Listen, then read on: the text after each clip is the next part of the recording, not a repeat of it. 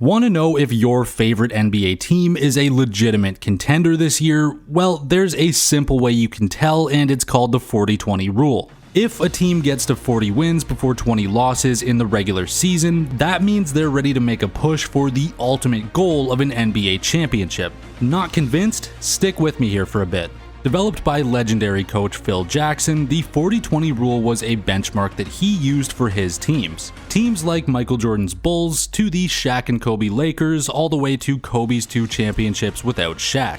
Given that Phil earned 11 rings while coaching these teams and even won 2 as a player himself, it's safe to say that he knows what makes a contender. If you're still not convinced though, here's some statistical proof. Going all the way back to 1980, there have only been 3 teams to win a championship that didn't hit this benchmark. That's right, 93% of all teams who have won an NBA championship since the 80s did so after hitting 40 wins before 20 losses. So with that out of the way, let's see who's about to hit the benchmark this year and determine who the real contenders are. Starting off with the Eastern Conference, we have 3 teams on track to hit 40 wins before taking 20 losses. The first of these teams to talk about are the New York Knicks, who are currently 3rd in the standings at 25 wins and 14 losses. The Knicks made huge moves this offseason to bring in Karl Anthony Towns and Mikal Bridges, and it seems to be paying off. With those two joining Jalen Brunson and OG Anunoby, essentially making a budget super team, the Knicks definitely have the firepower to make a proper championship run.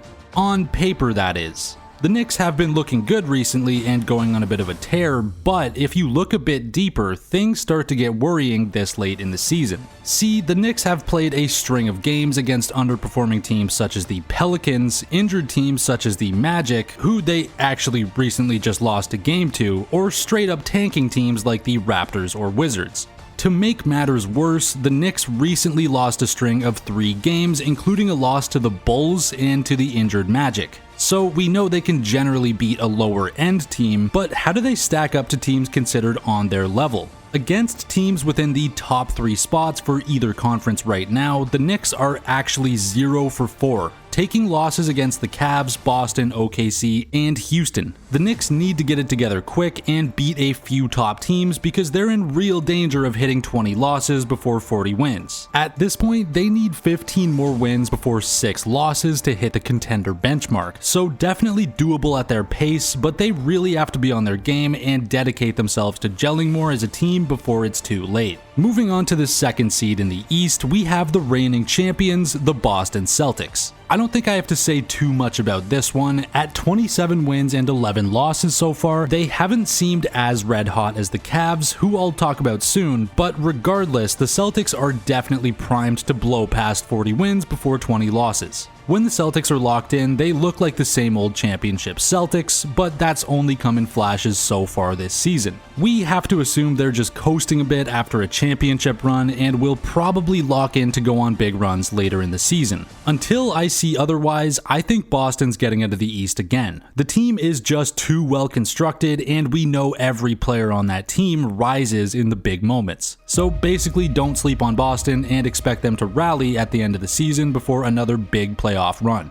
Moving on to the top seed in the East, the Cleveland Cavaliers are sitting high atop the standings at 33 wins and 4 losses, which means it's almost a lock they hit 40 wins before 20 losses. Right off the bat, the Cavs recently beat OKC, the team sitting atop the Western standings that I'll get to later. This match was a nice way to compare the 2 top dogs of each conference, and honestly, it gave the Cavs a lot of legitimacy in my eyes. The match basically had a playoff atmosphere near the end after a tight race the whole way through. The Cavs kept cool and kept it together even though they ran into a major problem. Donovan Mitchell, despite being the team's go-to scorer, had a terrible game, shooting 3 for 16. Last season, this would have meant a fat loss for the Cavs if we're being completely honest, but the rest of the team really stepped up.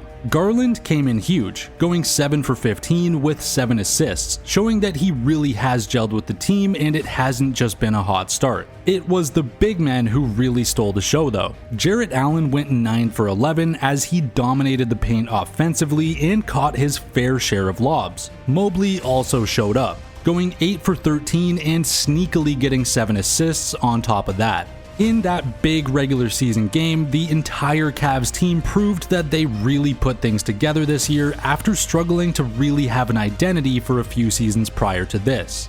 Garland and Mobley have really seemed to grow as players in their own ways. Donovan Mitchell is always going to be Donovan Mitchell, a top-tier offensive weapon who can really score however he wants and is always a threat to drop 50 on you. And the team just seems generally locked in, well coached, and on the same page. Going 32-4 is no fluke, the team is playing amazingly. The only thing that can be said against this lineup is that it's relatively unproven in the playoffs. We really don't know how any of the players on the Cavs will react to a pressure-filled, deep playoff run. Even Donovan Mitchell didn't really get deep in the playoffs on the Jazz, so it's all uncharted territory after about the second round for these guys. I personally can't wait to see which players on the Cavs rise or shrink when the pressure is really on. Moving on to the West, we have another 3 teams on track for 40 wins before 20 losses, which makes it pretty easy to compare. Although I will say the West is such a bloodbath that this could change real quick. Regardless, the first team we have to talk about are the 3rd-seeded Memphis Grizzlies, who are currently 24-14, putting them a bit below the Knicks over in the East and in need of a mid-season rally. Them being potential contenders in the West might be surprising to some, given that the Grizzlies only last season were toiling at the bottom of the Western standings. The Grizzlies have been here before though. From 2021 to early 2023, the Grizzlies were that young, promising team that was just making a splash. They even finished second in the West for those 2 seasons. Then Ja started going off the deep end, creating multiple controversies for himself, and even got injured after his suspension from said controversies as the cherry on top. Well, it seems the struggles are over, and the team has made it past those troubled years while the core of the team has remained mostly intact. The secret to the Grizzlies' resurgence, besides Ja coming back, is pretty simple. The team is amongst the top teams in the entire NBA for rebounding and pace. The Grizzlies also currently lead the league in transition points because of this focus on rebounding and pace. All of this makes the Grizzlies a very exciting team to watch and capable of beating anybody on the right night. If Ja goes out for any reason before the playoffs though, this team is done. It's truly Ja's team, and we saw that when the team had to spend a full season at the bottom of the standings in his absence. It'll be on him to live up to the expectations and prove that he and his team are real contenders, not just some regular season overperformers. Personally, I think they might need another year of serious basketball. They're still a pretty young team. The second team to talk about in the West is the 2nd-seeded Houston Rockets at 25-12.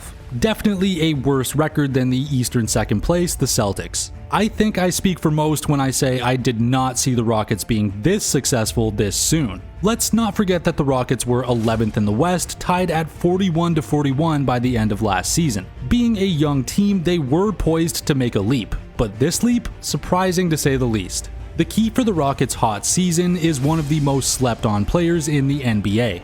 Alperen Şengün is a 22-year-old center who's drawn comparisons to a more athletic but smaller Nikola Jokic. The extremely versatile center has been affecting the Rockets' performance in almost every single way you can think of. He's averaging a career high in rebounds at 10 a game, dabbles in a bit of distribution with 5 assists a game, plays solid defense, and he's scoring 18 points per game on a low-key offensively stacked Houston team. He's really grown into the star of this team over a few years, and there's definitely more growth to come. It's not just Şengün though. There are a ton of reasons why this Rockets team has really shown up this year.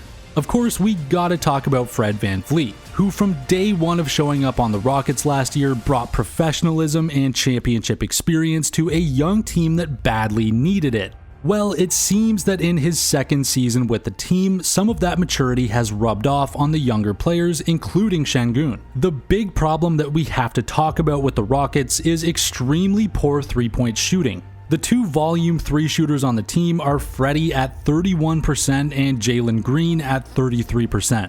This has led to Şengün having a tough time this year with a little less room to operate on the inside. But as the record shows, they're still making the best of it. At the end of the day, this team still has a lot of growing pains despite being loaded with talent. I don't quite think this is their year, but look out for them in the near future. Now we get to the top of the West. The Oklahoma City Thunder has really separated from the rest of the West. With a conference-leading record of 31-6, they've only got half the losses of the second-place Memphis Grizzlies. What's even more impressive is that this surge has come despite the absence of their second-best player, Chet Holmgren, who's been sidelined for nearly the entire season but is expected to return in about a month. This team is just that good. Shai Gilgeous-Alexander has been phenomenal, making a legitimate case for being one of the league's best players. Averaging 31 points and 6 assists per game, Shai is doing this on what is arguably one of the most talented rosters in the entire NBA. Jalen Williams has stepped up in a big way as well, filling the void left by injuries to Chet and Isaiah Hartenstein earlier in the season. But the real story here, the Thunder's defense. Currently boasting the best defensive rating in the league, and by a significant margin, the Thunder have built an identity on that end of the floor. Defensive stalwarts like Lou Dort and Alex Caruso have anchored a unit that suffocates opponents nightly, and that's without Holmgren, who already showed his elite shot blocking and rim protection abilities before his injury. When he returns, this defense could transform into a legitimate juggernaut. Even in their recent loss to the Cleveland Cavaliers, a clash of the NBA's top seeds, the Thunder proved their resilience. Despite missing key players, they kept the game competitive until Cleveland pulled away late. With Holmgren back in the lineup, it's hard not to imagine a much closer contest, if not a Thunder victory. Fortunately, Chet's return is imminent.